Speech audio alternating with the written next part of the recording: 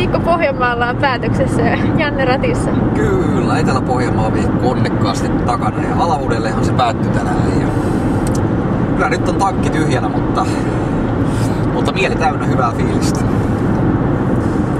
Ja äsken tuossa kerroitkin, että mikä oli viikon mielenpainuvin kohta.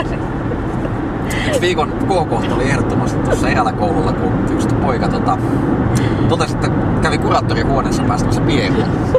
Tää jäi jostain syystä mun niinku osu sydämeen ja upposi. Semmonen, tiedätkö, viikon avautuminen. Selvästi hieno nuori mies. Joo, kun aina on puhuttu siitä, että kannustetaan puhumiseen kuitenkin. Nimenomaan. Tää oli ihan hyvä. Hyvä, että sai avattua arkunsa. Kyllä.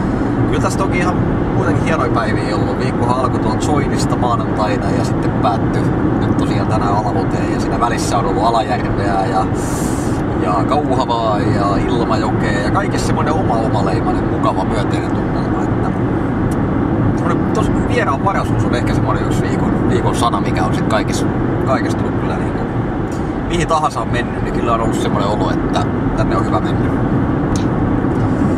Näin se on.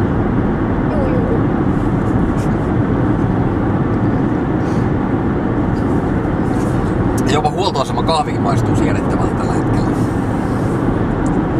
Se oli hyvä kahvia, mutta huoltoaseman tädet oli ystävällisiä.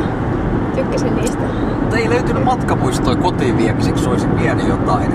Löytyyhän. Vähän paikallista. Ei, kyllä mä löysin se koristettuopin kyllä. Niin. Etelä-Pohjanmaan kuvioissa, mutta sitten semmonen, että olisi tulee vaimolle jotakin vienyt, niin mä nyt sit tyydyin ostaa pari kindermunaa näin niin lohdukkeeksi, mutta Ei mitään tahansa kindermunaa. ei, aika jättimäisiä oli.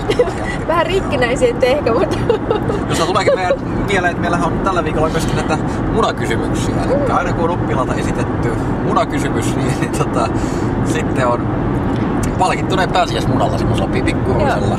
Mä katson. Voisin näyttää. Sieltä ilmestyy. Pieni hetki. Nyt joudun hetkeksi laskemaan kameran nyt. Kaikista munista luovuttu siitä.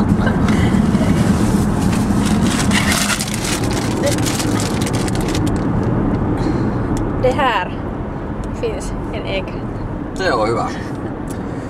Kiitämme kuvaramme ja kohti seuraavaa kiertueviikkoa, joka sitten on Kainuu.